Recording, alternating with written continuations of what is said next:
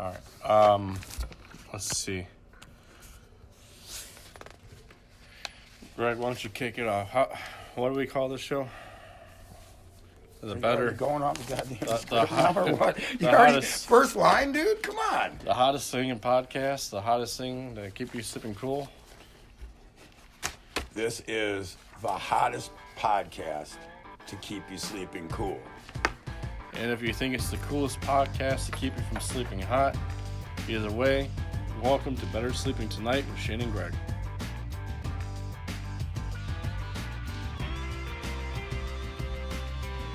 Shane, how you been? I've been pretty good. I rested up pretty good last night, and I'm ready to go. How about you, Greg? About the same, Shane. So this week, we're going to talk about support versus comfort. This is one of the most important things we discuss every day with our customers. Yeah, there is such a huge difference between the two, and most people aren't quite aware. Hey, Shane, before we get into all that, though, I just want to remind everybody to give us a like on Facebook. We're trying to get to those 100 likes so we can give away a free pillow, and we love to give away free stuff. Let's give a basic idea of the difference. Support is how well the mattress holds your body up, keeps you in spinal alignment. Comfort is how well the mattress feels in terms of soft or firm. All right, that's it. That's all we have for this week. Tune in next week for our shortest episode yet when we cover the difference between a box spring and a foundation. Greg, that's not it. It's not that simple. Well, Shane, at least I tried. All right, so let's really dive into this. Support and comfort are the two elements that help us find the right mattress for someone. Different body types, age, weight, individual needs might sway the amount of support someone might need. To some, they might sound like the same thing, when in reality they are two separate things. And the truth is, Shane, the way a mattress feels to one person might be completely different than how it feels to someone else. And that's comfort. Because to some, a very firm mattress is a mattress that feels very good on their back. Whereas a mattress that is very hard is usually a mattress that doesn't feel very good at all to someone else on their back. Could be the same mattress, but two completely different people. Yeah, and that's right. Initial feel is important to determining a desired comfort level to someone.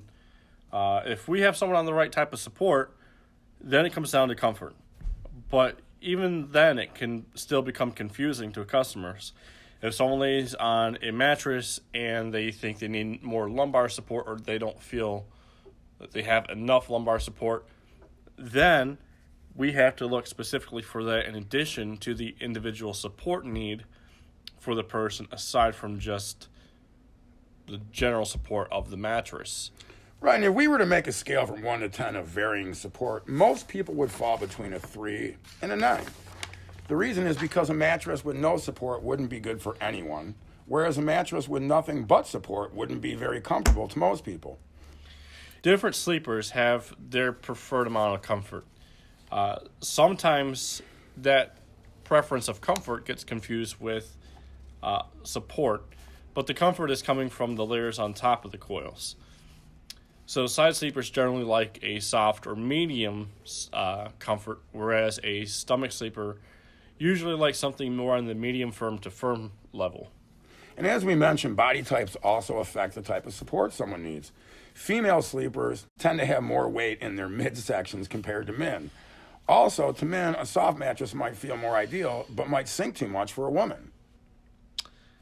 Yeah, so, unfortunately, that gets into body types. And someone who weighs less generally will not feel the support layers of mattress as they aren't pushing down through the various layers of comfort materials. Right, and that doesn't mean you need a soft mattress because, again, a mattress is about you. So it really is about your desires and needs. So don't worry if you like something different than what's the norm. All right, so let's just run down some comparisons. For longevity, both medium and firm are expected to last quite some time.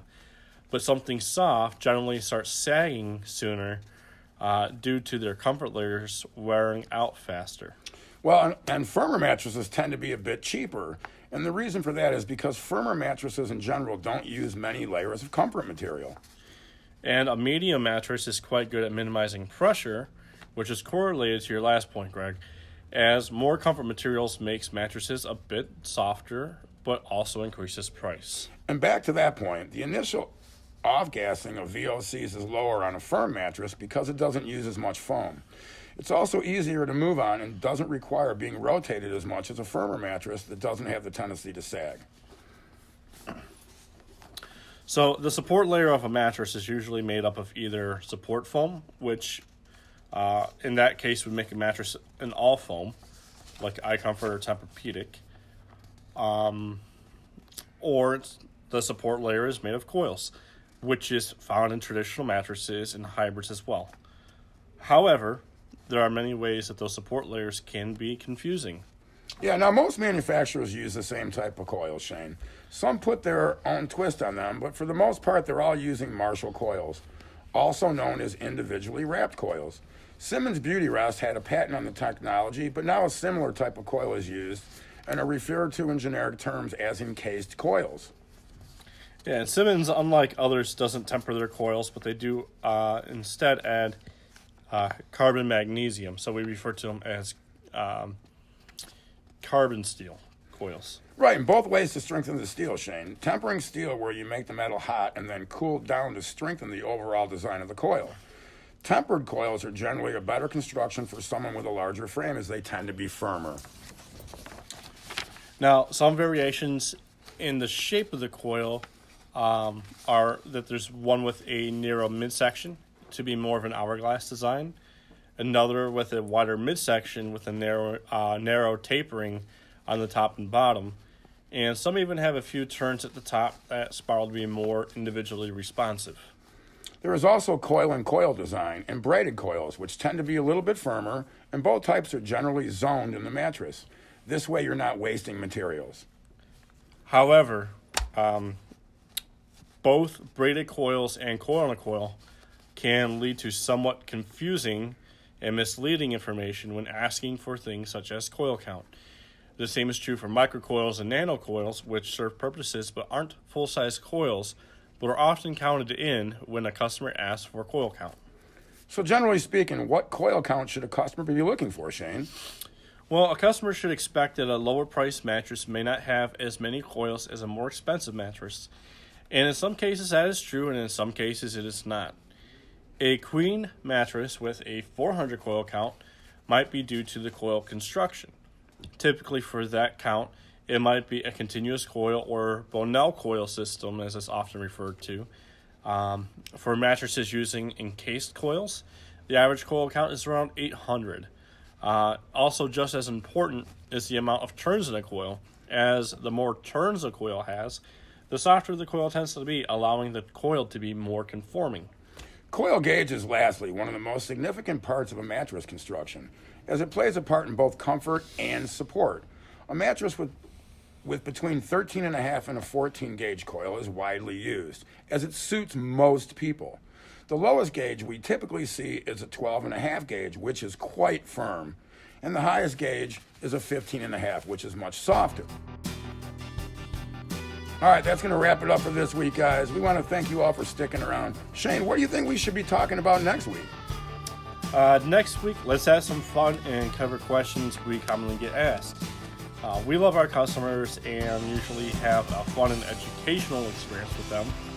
And we get some questions that are frequently asked, so we're going to cover them. Some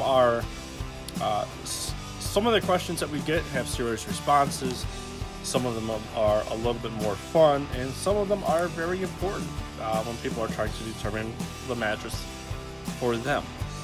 Shane, that sounds great. It sounds like a lot of fun to me. I'd like to remind you guys to subscribe to our podcast on your favorite podcasting platform, and leave us a like on Facebook so we can reach that 100 likes and get somebody that free pillow. And again, we want to thank you for your time, and until next week, have a great night's sleep.